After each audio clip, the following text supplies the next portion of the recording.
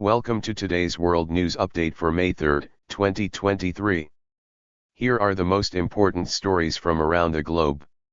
Ukrainian Defence Minister suggests that Russia is preparing new goodwill gesture.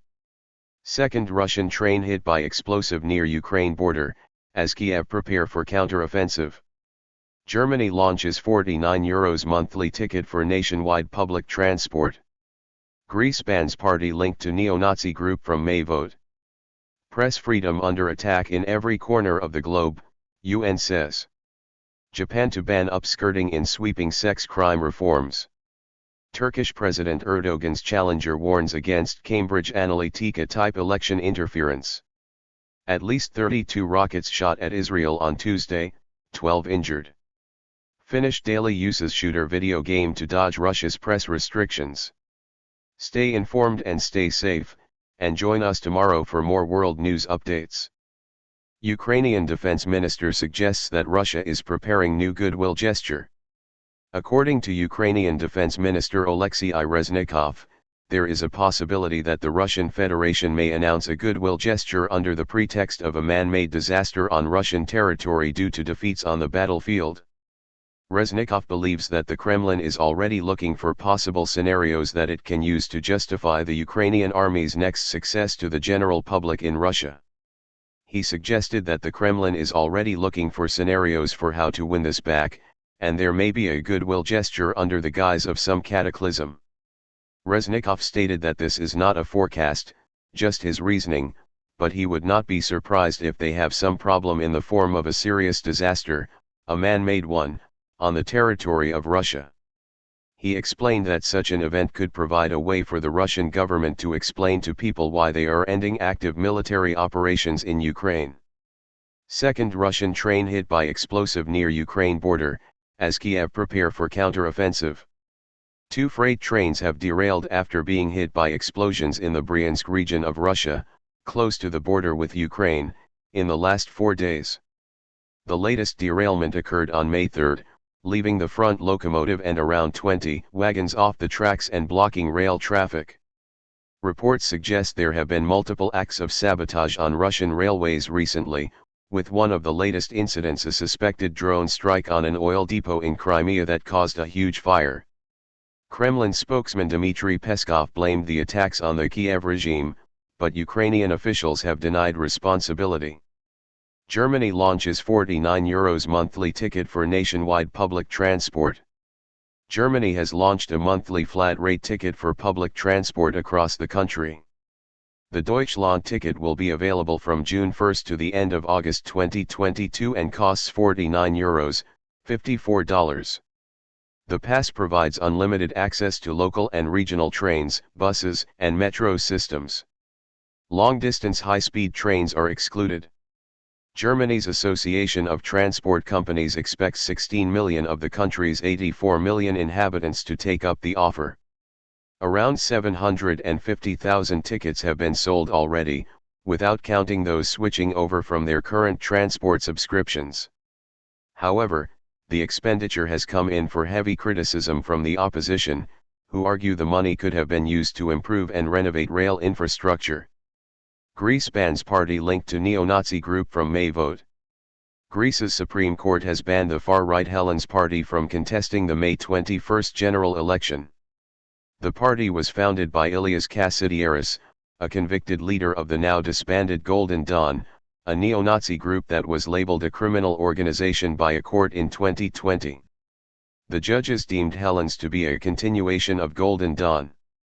The banning of a party from a Greek election is believed to be a first since the restoration of democracy in 1974 following a 7-year military dictatorship. Another small right-wing party, IN, received the court's authorization to contest the election. Press freedom under attack in every corner of the globe, UN says. The United Nations has warned that press freedom is under attack in every corner of the world. Journalists are being harassed, jailed, and killed, with the truth threatened by disinformation and hate speech.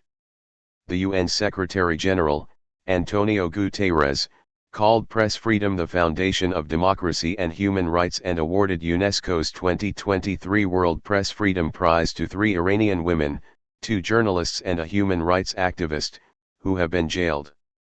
Reporters Without Borders says 55 journalists and 4 media workers were killed in the line of duty in 2022. The head of UNESCO, Audrey Azoulay, warned that the internet has unleashed an avalanche of misinformation that is accelerating the decline in societal trust. Missing Australian fisherman's body found in crocodile. It's a tragic incident that Kevin Darmody, a 65-year-old experienced fisherman, has been found inside a crocodile after he vanished while fishing with friends at Kennedy's Bend, a saltwater crocodile habitat in northern Queensland, Australia. After a 2-day search, police euthanized 2 large crocodiles, and human body parts were found inside only one of the reptiles. Mr. Darmody's death is the 13th fatal attack in Queensland since record-keeping began in 1985.